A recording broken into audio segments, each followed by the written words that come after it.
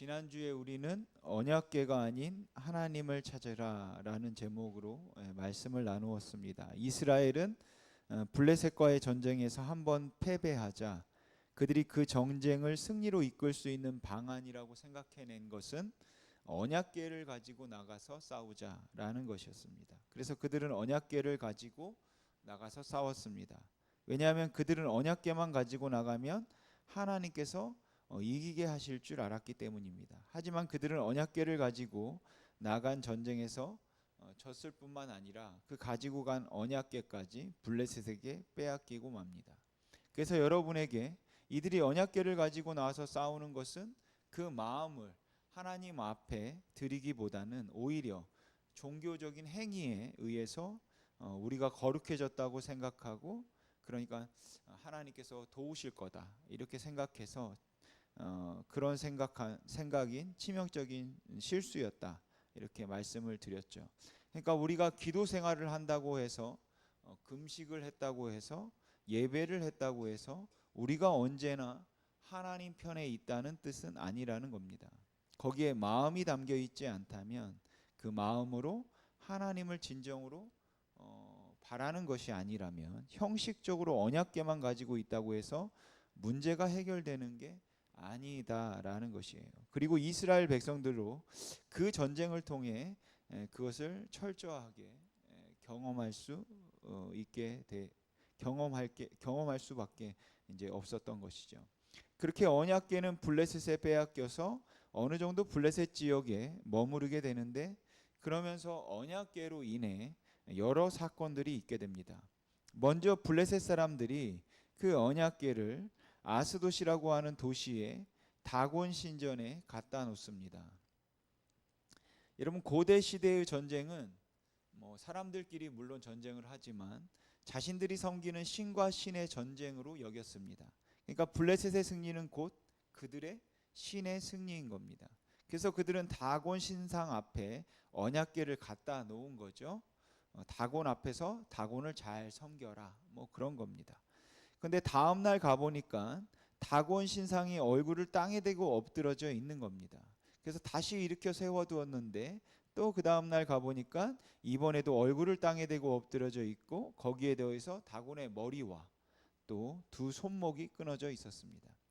여러분, 블레셋은 전쟁의 승리를 통해 자신들의 신이 이겼다고 여겼고 이스라엘의 신을 조롱했습니다. 그런데 하나님께서는 지금 그 하나님의 떨어진 명예를 이스라엘 백성들을 통해서 회복하려고 하지 않으시고 하나님께서 직접 지금 다시 회복시키고 계신 것이죠. 그 다곤신 앞에서 하나님께서는 하나님의 하나님 되심을 보여주고 계신 겁니다. 그 거룩함을 다시 드러내고 있다라는 것이죠. 그 아스돗에는 독한 종기가 돌기 시작하고 그로 인해 수많은 사람들이 죽게 됩니다. 일이 이렇게 되자 블레셋 사람들은 이 일이 언약궤 때문이라고 생각하고 언약궤를 가드로 옮겨갑니다. 그런데 가드에서도 또 독한 종기로 어린아이부터 노인까지 많은 사람들이 죽게 됩니다. 그래서 이제 이 언약궤를 에그론이라고 하는 곳으로 옮깁니다. 그리고 언약궤를 어떻게 할까 고민하다가 이제 우리가 이 언약궤를 이스라엘로 돌려보내자 그 결정을 하게 되죠. 근데 언약궤를 돌려보낼 때 그냥 돌려보내면 안 될 것 같으니까 속건제를 드리기로 합니다. 그래서 그 속건제를 드리기 위해서 제물로 금으로 5개의 독종과 5개의 쥐를 만들어요. 이 5개의 독종과 5개의 쥐는 블레셋이 5 부족으로 이루어진 부족 공동체니까 그 블레셋 전체의 상징으로 5개를 준비한 것이고, 또 그 도시들에 임했던 재앙이 없어지길 바라는 의미로 또 이것을 준비한 것이었습니다. 그리고는 굉장히 재미있는 실험을 합니다. 블레셋은 언약궤를 베세메스라고 하는 곳으로 보내기로 하는데, 그러면서 그들은 어떤 계획을 했는가 하면 2마리의 소를 데리고 왔습니다. 암소를 데리고 왔어요.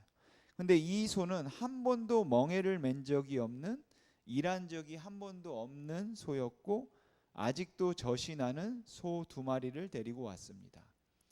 아직도 젖이 나는 소라는 것은 이 소에게는 새끼들이 있다라는 것이죠. 송아지들이 있어서 그 송아지가 젖을 먹는데 그 새끼가 그 새끼를 일부러 떼어놨다라는 말입니다. 그렇게 일부러 새끼를 떼어놓고 그 젖 먹이는 소 2마리에게 수레를 걸어서 거기에 언약궤를 놓고 그 소들이 그것을 이제 끌고 가도록 한 겁니다. 그래서 그 2마리의 소가 그 언약궤를 끌고 벳세메스 쪽으로 가면, 그렇다면 우리가 지금 받고 있는 재앙이 하늘로부터 온 것이다. 똑바로 이제 벳세메스 쪽으로 간다면 그렇게 생각했고, 저 이스라엘 신이 이 모든 재앙을 우리에게 내린 것이다. 하지만 만약에 벳세메스로 가지 않고 그냥 그 자리에 머물러 있다면 이것은 우연이 된 일이다. 송아지들이 울으니까 그냥 있을 수도 있는 거죠. 따라서 우리는 겁낼 것이 없다.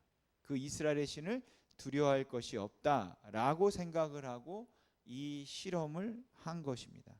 그런데 이 블레셋 사람들이 이 실험을 하면서 기대하는 것은 사실 우연이다. 이 모든 재앙, 이 모든 일들은 우연이었다라는 것을 기대하고 이 실험을 하고 있는 겁니다. 여러분, 젖을 먹고 있는 송아지를 떼어놓고 어미 소를 몰면 그 소들이 움직이지 않는다고 합니다. 그러니까 소가 움직이지 않도록 딱 만들어 놓고 그 소로 하여금 움직여서 벳세메스로 가도록 상황을 설계한 것이죠. 즉 그들은 불가능한 상황을 만든 것이고 또한 갈 것을 벳셈으로 가지 않겠지, 이것을 기대도 하지 않고 있는 겁니다. 그런데 성경은 이 소들이 울면서 갔다고 말합니다. 그러니까 이 암소 사건은 블레셋에 일어났던 모든 일들이 하나님께로부터 온 것임을 정말 확인하게 되는 그런 사건이었다라는 것이죠. 그렇게 언약궤가 이스라엘로 돌아오게 됩니다. 그런데 벳세메스에서 이스라엘 백성들이 언약궤를 함부로 다루다 많은 사람들이 죽게 돼요. 그래서 이 언약궤를 기럇 여아림에 있는 아비나답의 집에 들여놓고 아비나답의 아들 엘리아살로 그 언약궤를 이제 지키도록 합니다. 그렇게 언약궤가 기럇 여아림이라는 곳으로 오기까지, 그리고 또 그곳에서 20년 언약궤가 머무는 동안 이때까지 사무엘은 성경에서 일체 나타나지를 않습니다.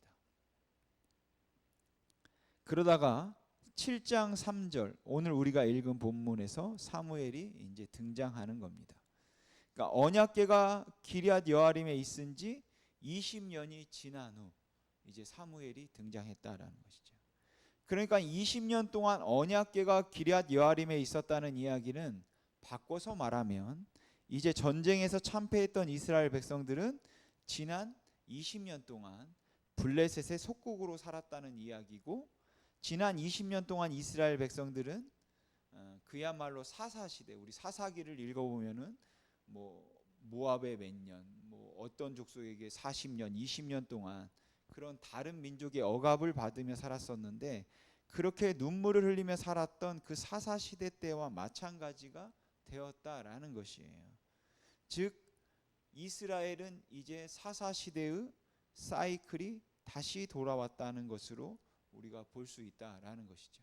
왜냐하면 사사시대, 그 다음에 룻기도 사사시대고 사무엘도 이스라엘의 마지막 사사니까 이제 지금 사사시대의 사이클이 여기서 돌고 있다라고 보면 될 것 같습니다. 형식적인 모양을 갖추고 있기는 했지만 진정으로 하나님 앞에 돌아오지 않았던 이스라엘 백성들을 마침내 하나님께서 블레셋을 들어서 그들을 치실 때 그들은 여지없이 참패를 당하고 말았습니다. 그리고 하나님께서 사무엘을 부르시고 그 사무엘로 하여금 선지자와 사사의 역할을 담당하게 하셨다고 약속하시는 그 20년 동안 이스라엘 백성들은 그야말로 슬픔과 절망과 낙심과 패배감, 그 가운데 살았다고 말해도 틀리지 않을 겁니다. 여러분, 사사시대에는 이스라엘 백성들은 범죄하고 그렇게 범죄하면 하나님께서 치시죠. 다른 나라를 들어서 치시든지 하나님께서 치시든지 아무튼 대부분 다른 나라를 들어서 치십니다. 그리고 하나님께서 치시면 그들이 그 다른 나라들의 속국이 되어서 억압당하고 정말 고통 가운데 살게 되죠. 그러면서 그들이 회개를 하고 그러고 난 다음에 하나님께서 다시 그들을 회복시켜 주시는 범죄, 그다음에 응징, 회개, 회복, 더 7개로 나눌 수도 있겠지만 간단하게 4개로 할 수 있습니다. 범죄, 응징, 회개, 회복. 이 사이클이 사사시대 때 반복되는데 이것이 이제 또 사무엘이 마지막 사사인데 이때 다시 반복되고 있는 그런 모습인 겁니다. 그러니까 이스라엘의 범죄함으로 하나님은 블레셋을 들어 그들을 치시고 그 억압이 이제 20년 동안 계속되었다. 이렇게 우리가 볼 수 있다라는 것이죠. 그러자 7절 2절에서 뭐라고 합니까? 괴가 기럇 여아림에 들어간 날부터 20년 동안 오래 있은지라 이스라엘 온 족속이 여호와를 사모했다. 여기서 사모하니라 라는 단어는 히브리어 나라는 단어로 그 뜻은 그리워하는 그런 것이 아니라 슬피 울다, 애통하다, 통곡했다 라는 뜻이라고 여러분에게 말씀을 드렸었죠. 그러니까 이때가 하나님께 돌아가기를 바라며 회개하는 그 때임, 20년의 억압을 통한 그 고통을 통해서 다시 하나님께 돌아가고자 회개하는 때인 것이죠. 드디어 슬피 울기 시작했다라는 겁니다. 그리고 그렇게 백성들이 하나님께 돌아가기를 바라자 드디어 사무엘이 등장하는 겁니다. 그리고 사사로 선지자로 사역을 이제 시작하게 되는 것이죠. 그런데 그가 그렇게 사역을 시작하면서 했던 첫 번째 말이 오늘 7장 3절 말씀인데 우리 같이 한번 읽어보겠습니다. 시작. 사무엘이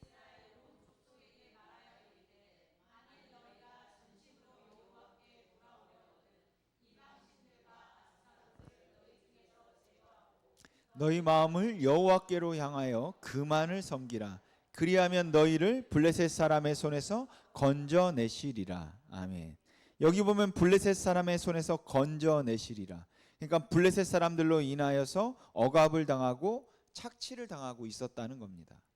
농사를 잘 지으면 블레셋 사람들이 와서 다 빼앗아가고 돈을 많이 벌어놓으면 어느 날 갑자기 블레셋 사람들이 쳐들어와서 몽땅 다 노략질해가고 그렇기 때문에 이스라엘 백성들은 늘 불안한 가운데 살았고 가난한 가운데 살고 있었다라는 것이죠. 그렇게 그들이 너무 힘들고 답답한 현실로 고통 가운데 있었는데 하나님께서는 그 이스라엘을 블레셋의 손에서 건져내기 위해서 사무엘을 지금 사사로 세우신 겁니다. 그런데 그렇게 사사로 세워졌을 때 사무엘이 했던 말은 무엇인가 하면 너희가 전심으로 진심으로 여호와께 돌아오라. 그리고 하나님 앞에서 너희가 지금까지 섬겼던 그 우상들을 다 버려라 라는 것입니다. 이것을 통해 우리는 사무엘이 말하고 있는 참된 회개의 특징이 무엇인지를 알 수 있습니다. 그것은 바로 행동을 요구하고 있다라는 것이죠. 희생을 요구하고 있다는 겁니다. 그래서 사무엘이 네가 변했다는 것을 보여라 라는 말을 하고 있다라고 우리가 볼 수 있을 것 같습니다.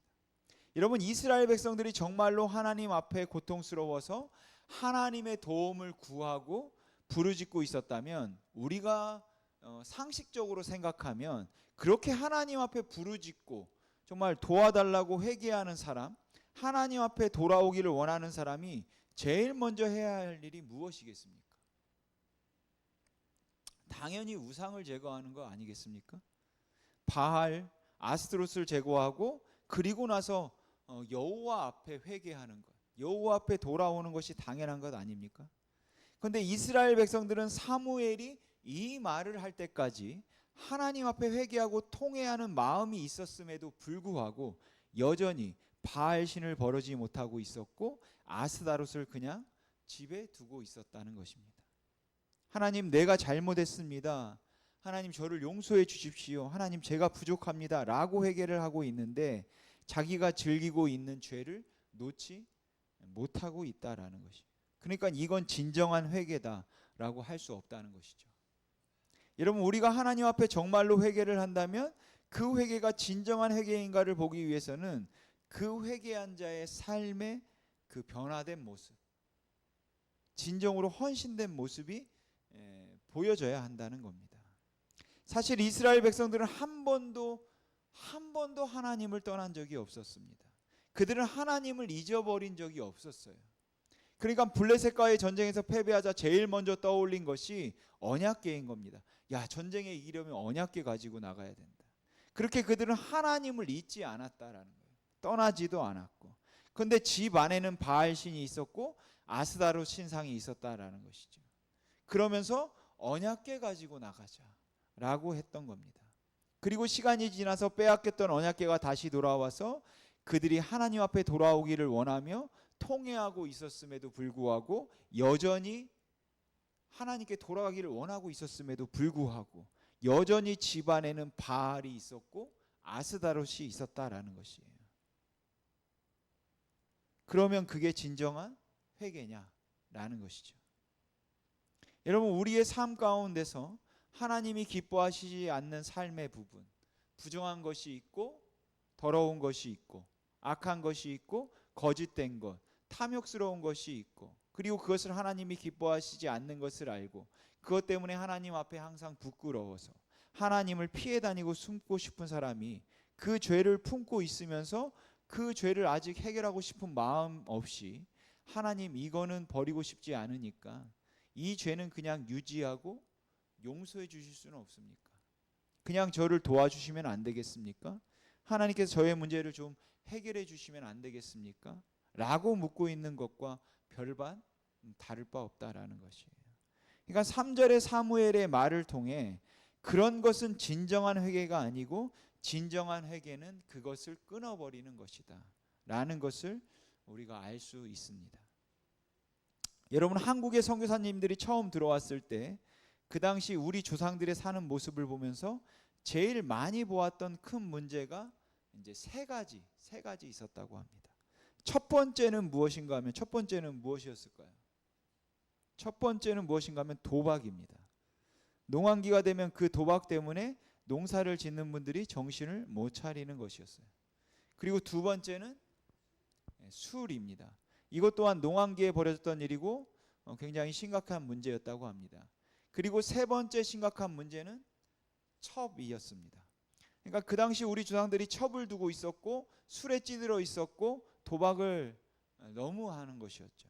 그래서 선교사들이 초창기에는 세례를 줄 때 정말로 회개하고 마음으로 예수를 구주로 영접했다면 이 세 가지를 끊으라고 했습니다. 도박을 하지 마라, 술을 끊어야 한다, 그리고 첩을 돌려보내라. 그 증거가 있어야만 세례를 줬습니다. 그런데 이게 행위를 요구했다. 세례의 조건은 예수를 구주로 믿기만 하면 되는 것이지 그러한 행위가 따라야 되는 건 아니지 않느냐라고 말하는 사람들도 있고, 그래서 지금도 가끔은 논란이 되기도 합니다. 그런데 제가 생각할 때 그 당시 선교사님들이 했던 것이 맞는 부분이 있는 것은 예수를 믿고 진정으로 회개해서 옛 사람을 벗어버리고 새 사람이 되었다면 그 새 사람이 되었던 증거를 보여라. 그 증거는 지금 네가 하고 있는 그 달콤한 죄, 그것을 끊어야 된다라는 것이에요. 그러니까 그 끊는 것이 바로 네가 회개했다는 그 근거를 보이는 것이었다라는 것이죠. 당시에 지금 계속해서 당신이 지금 계속해서 그 죄를 짓고 있다면 그 죄를 끊으십시오. 그게 정말로 예수를 믿는다는 뜻입니다 라고 할 때 정말로 우리가 그것을 끊어내는 모습이 있어야 한다라는 것이에요. 물론 우리가 약하고 부족해서 실수하고 넘어지고 쓰러질 수 있습니다. 그러나 그럴지나로 끊어내려 해야 한다라는 것이죠. 그리고 그것이 죄인 것을 알아서 다시는 그 죄를 범하지 않겠습니다 라고 고백하는 것이 정말 믿음이 있는 고백인 것이고, 그 고백이 있을 때 세례를 주도록 했던 것이죠. 그러니까 이 사람이 정말로 회개했는가 아닌가 라는 것을 보기 위해서는 그 사람이 지금 범하고 있는, 누구나 다 알고 있는 공공연한 죄가 있다면 그 죄의 회개를 요구하는 건 당연하다라는 것입니다.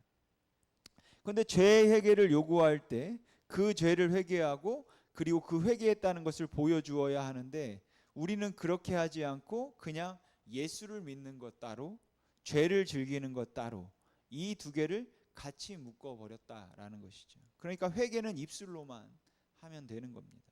그런데 이것이 당시에 심각한 이스라엘 백성의 바알리즘의 문제고 또 가나안화의 문제였다라는 것이죠. 그리고 이 문제에서 오늘날 우리들도 썩 자유롭지 못하다고 생각되어집니다.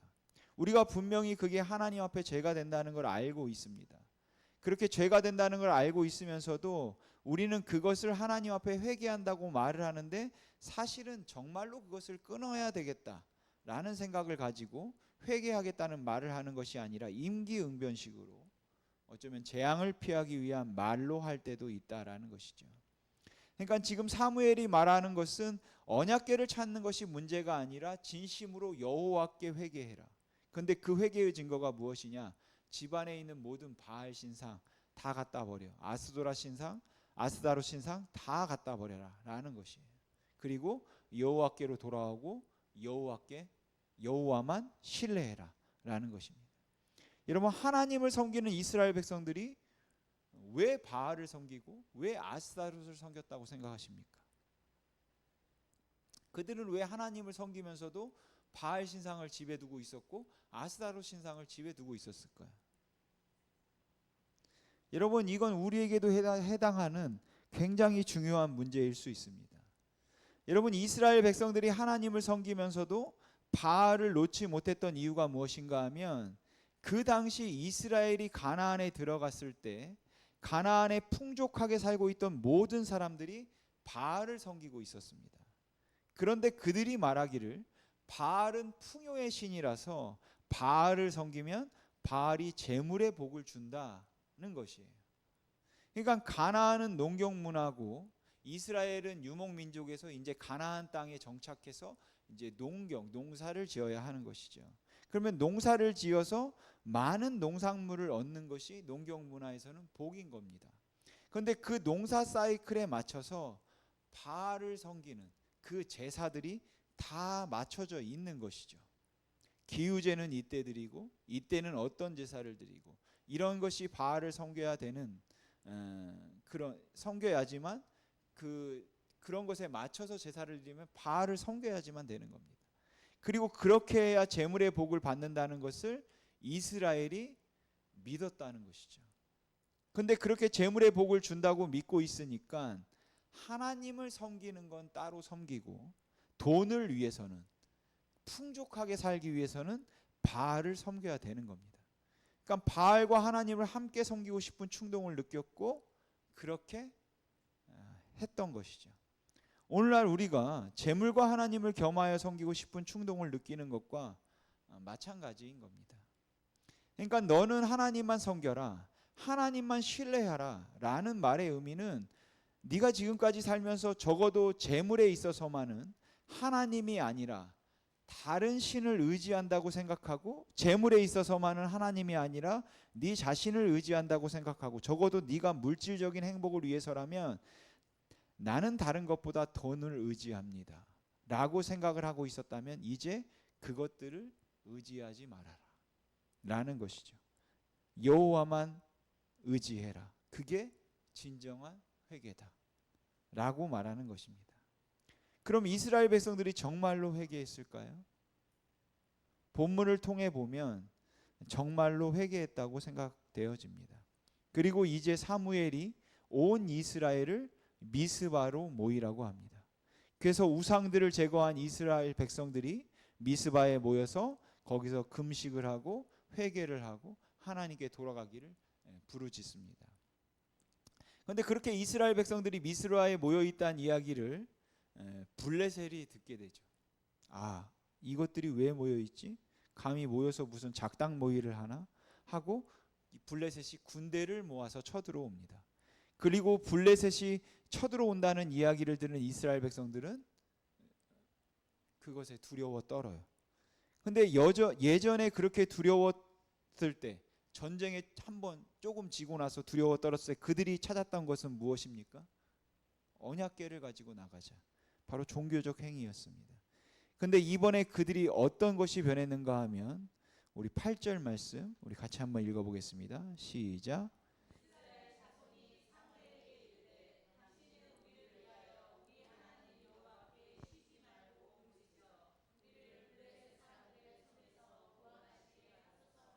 아멘.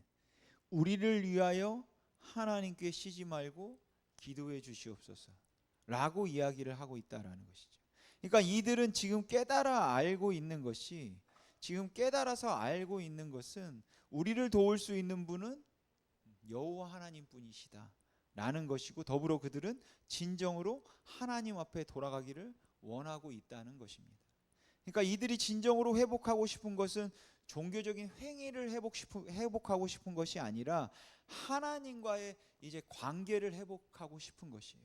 정말로 그들은 삶에서 하나님이 나를 도우시는 것을 경험하기를 원하고, 여호와 하나님이 아니면 아무도 나를 도울 수 없다라는 것을 알았고, 이제는 그렇게 믿고 하나님을 신뢰하고 사무엘에게 우리를 위해서 기도해 줘라 요청하고 있는 겁니다.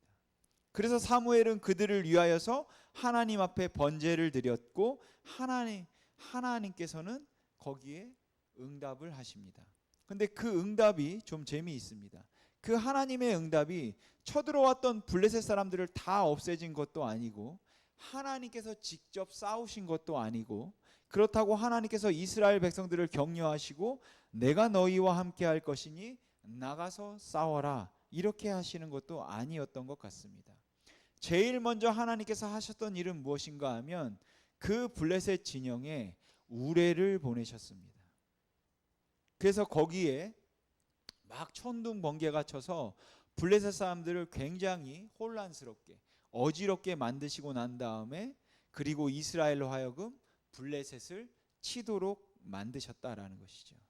그러니까 하나님의 도우심과 이스라엘 백성들의 순종과 헌신이 함께 어우러지는 모습인 겁니다.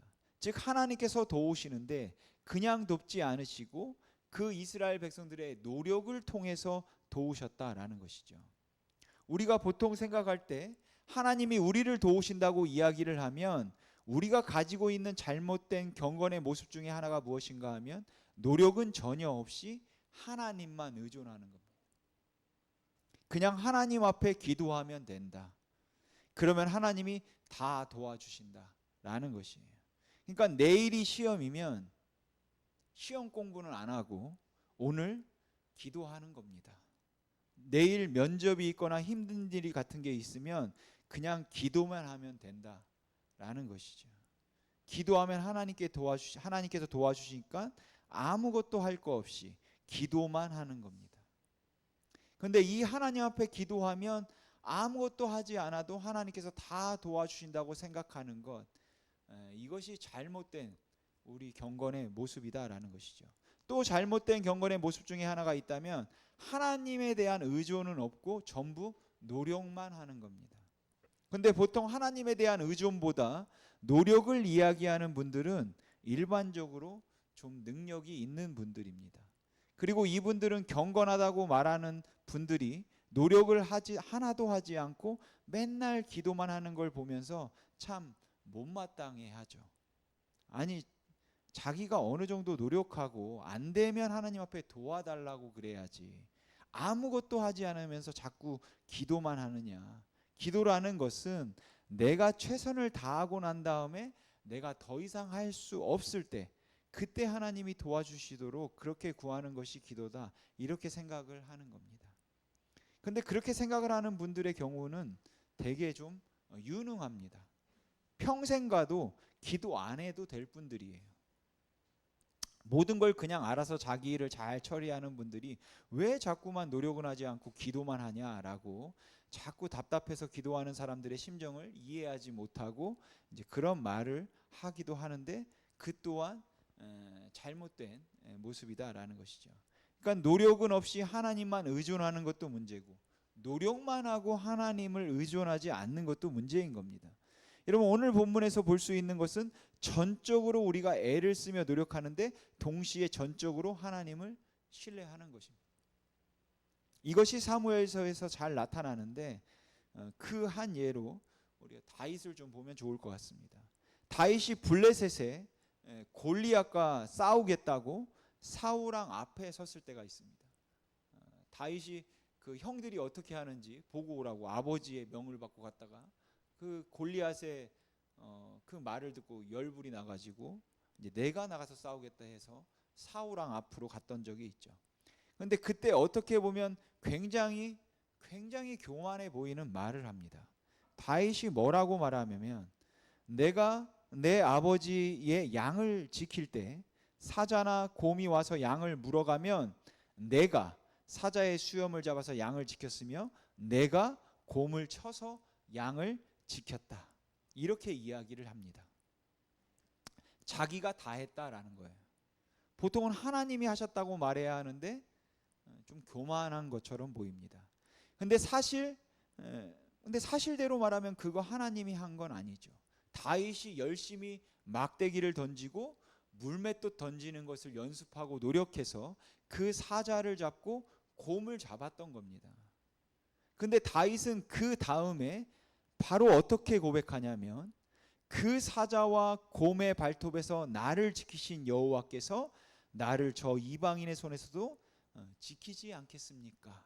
라고 말합니다.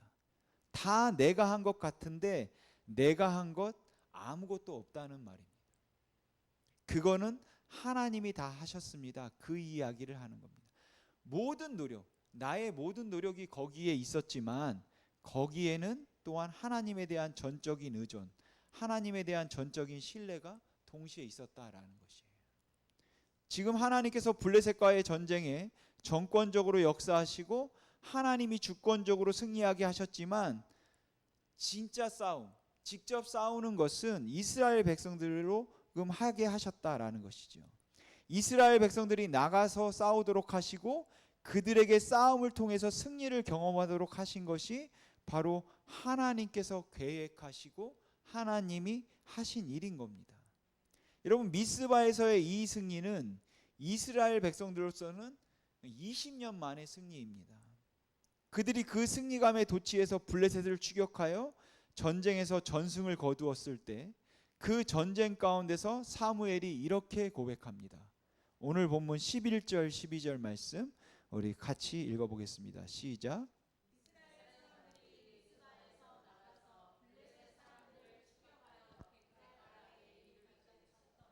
사무엘이 돌을 취하여 미스바와 센 사이에 세워 이르되 여호와께서 여기까지 우리를 도우셨다 하고 그 이름을 에베네셀이라 하니라. 아멘. 여러분 여기 에베네셀이라는 말의 뜻은 그냥 문자적으로 풀어서 이야기를 하면 도움의 돌이라는 뜻입니다. 도움의 돌이라는 뜻입니다. 근데 본문에 그것을 설명하기를 여호와께서 여기까지 우리를 도우셨다라고 해석을 하고 있죠. 물론 여기서 여기까지라는 것은 이스라엘이 미스바에서 전쟁을 시작해서 벳게알까지 가는 그 과정에 거기까지 하나님께서 도우셨다라는 의미라고 말할 수도 있을 겁니다. 그러나 이 에베네셀이라는 돌을 거기에 세웠을 때 이 말의 의미가 단순히 그 전쟁터에서 거기까지만 승리했다는 말을 하고 있는 건 아닌 것 같아요. 여러분 지금 이스라엘 백성들로서는 20년 만에 전쟁을 하는 것이고 그리고 20년 만에 승리를 거둔 겁니다. 정말 오랜 시간 억압받다가 전쟁을 해서 승리를 경험한 것이죠. 그리고 난 다음에 하나님께서는 13절과 14절에 보시면 블레셋이 더 이상 공격도 하지 못하게 했을 뿐만 아니라 블레셋에게 빼앗겼던 성읍을 다 회복하게 하시고 모든 나라를 화목하게 평화롭게 하시고 형통하게 하셨다라는 것이죠. 그렇게 전쟁에서 승리하고 빼앗겼던 영토를 다시 찾게 되고 그 삶을 형통하게 하셨다면 에베네셀의 돌을 세웠을 때, 그 도움의 돌을 세웠을 때 저는 그 돌의 이름을 여기서부터 도우셨다 이렇게 말하는 게 맞을 것 같습니다. 그 미스바에서의 전쟁 이후 더 승승장구하고 평화가 찾아왔으니까 여기서부터 도우셨다라고 하면 오히려 더 맞을 것 같은데, 여기까지 도우셨다라고 한다면, 여기까지 도우셨다는 말 속에 담겨 있는 뉘앙스는 지난 20년 동안의 그 질고와 고통과 억압과 착취 가운데도 하나님은 그 가운데도 거기에 계셨다라는 것을 사무엘이 지금 고백하고 있다고 생각합니다. 그러니까 사무엘은 승리하고 형통했을 때만 하나님이 나를 도우셨다고 이야기하는 것이 아니라, 그 문제를 벗어나면서 사무엘이 그 백성들과 함께 고백하는 것은, 우리가 비록 지난 20년 동안 고난과 고통의 길을 경험했지만 그 고난과 고통의 길을 빠져나오고 난 다음에 돌아보니까 그곳에도, 거기에도 하나님이 계셨다라는 겁니다. 우리가 비록 이 땅에 살면서 어려운 일을 당하기도 하고 힘든 일을 만나기도 하고, 그렇게 힘들고 어려운 일을 만나면 제일 먼저 드는 생각이 뭡니까? 하나님이 왜 나는 도와주지 않으실까? 하나님께서 어찌해서 나와 함께하지 않으실까? 라는 생각을 많이 하게 됩니다. 사실 진짜 앞이 캄캄한 어려움 가운데 있을 때는 그런 생각밖에 안 듭니다. 그게 뭐 잘못된 건 아니죠. 당연히 그런 생각이 들 겁니다. 여러분들도 혹 지금 굉장히 힘들다면 그 힘든 상황에서 왜 하나님은 나를 외면하시는가? 왜 나를 도와주시 않으시지? 라고 말할 겁니다. 그리고 그런 분들에게 하나님이 도와주실 겁니다 라는 말은 별로 뭐 힘이 안 될 것 같기도 합니다. 하지만 그런 생각을 할 때마다, 그리고 그런 말이 위로가 되지 않을지라도, 제가 믿는 것은 그것을 지나고 난 다음에 우리가 돌아보면 우리는 틀림없이 거기에도 하나님이 계셨음을 경험하게 된다는 것이에요. 그러니까 왜 하나님이 나를 도와주시 않을까라고 하면서 그 어려움을 헤쳐나가면서 뒤를 돌아보며 우리 모든 신앙인들이 할 수 있는 고백이 에베네셀, 하나님이 여기까지 나와 함께 하셨다. 그 기간 동안 나를 버리지 않으시고 나를 도우시고 나와 함께 하시고 나를 지켜주셨다라는 것이라면, 그래서 에베네셀의 하나님을 우리가 경험할 수 있다면, 그렇게 우리가 우리의 삶 가운데 에베네셀이라는 말을 우리가 고백할 수 있다면, 저는 그게 바로 복이라고 생각합니다. 그리고 그렇게 우리가 하나님의 손길을 믿을 수 있을 때, 우리를 사랑하시는 하나님의 주권을 믿을 수 있을 때, 우리가 할 수 있는 것은 두 가지일 겁니다. 첫 번째는 바로 그 하나님 앞에 범죄하지 않기 위해서 회개하는 겁니다. 그리고 두 번째는 하나님께서 그 고난 가운데서도 나를 놓지 않고 계셨다. 그리고 앞으로도 그 고난 가운데도, 어떤 고난 가운데도 나를 놓지 않고 계신다 라는 그 믿음을 우리가 회복하고 그 하나님을 신뢰하는 것입니다. 저는 여러분들에게 세상에 있는 것 하나도 의지하지 마시고 그냥 기도만 하십시오 라는 것을 말씀드리는 것도 아니고, 노력하다 안 되면 그때는 기도하세요 라는 것을 여러분에게 말씀드리는 것도 아닙니다. 제가 여러분들에게 말씀드리고 싶은 것은, 우리가 정말로 우리의 삶 가운데 내 문제를 해결할 수 있는 것은 이 모든 세상에 있는 것들을 통해서라도, 우리가 가지고 있는 것들을 통해서라도 내 문제를 해결할 수 있는 것은 나도 아니고 재물도 아니고 하나님뿐이시다. 그것을 알고 있는가, 믿고 있는가 라는 말씀을 드리고 싶은 겁니다. 그런데 우리가 그렇지 않다면 우리가 정말로 무엇을 바라봐야 하는가? 이 땅에서 힘들고 이 땅에서 형통하고 성공한다는 것은 도대체 무엇인가? 라는 생각에도 세속적인 것들이 들어와 있어서, 교회에조차도. 그래서 교회가 하나님을 버리고 있지는 않는데 하나님을 섬기는데 하나님과 바알을 같이 붙들고 있을 수 있다라는 것이죠. 그렇게 하나님과 바알을 같이 붙들고 같이 섬기려 하고 있으면서 하나님께서 회개하라고 하면 그 바알을 꽉 붙들고는 하나님 잘못했어요 라고 한다는 겁니다. 하나님 잘못했습니다. 그러면 주님께서 뭐라고 말씀하겠습니까? 그거 나라. 못 놉니다. 그거 나. 그거 놓는 것이 회개야. 근데 그것을 놓지 못하고 하나님 제발 저를 용서해 주십시오. 그렇게 그걸 놓지 못하고 있는 모습이 오늘날 나의 모습이고 오늘날 교회의 모습이라면 사무엘이 이스라엘 백성들에게 말하는 것처럼 오늘도 하나님께서는 우리에게 너희가 진정으로 나에게 돌아오라면 그거를 놔야 한다. 그렇지 않으면 돌아오는 게 아니다. 라고 말씀하고 계시는 겁니다. 사랑하는 성도 여러분, 우리 눈에 보이는 것들은 우리를 정말로 힘들게 만드는 것들이 너무 많습니다. 하지만 그 어떤 상황 가운데서도 하나님 내가 압니다. 내 문제 해결은 블레셋을 없애는 것이 아니라 내가 여호와 하나님을 붙드는 것입니다.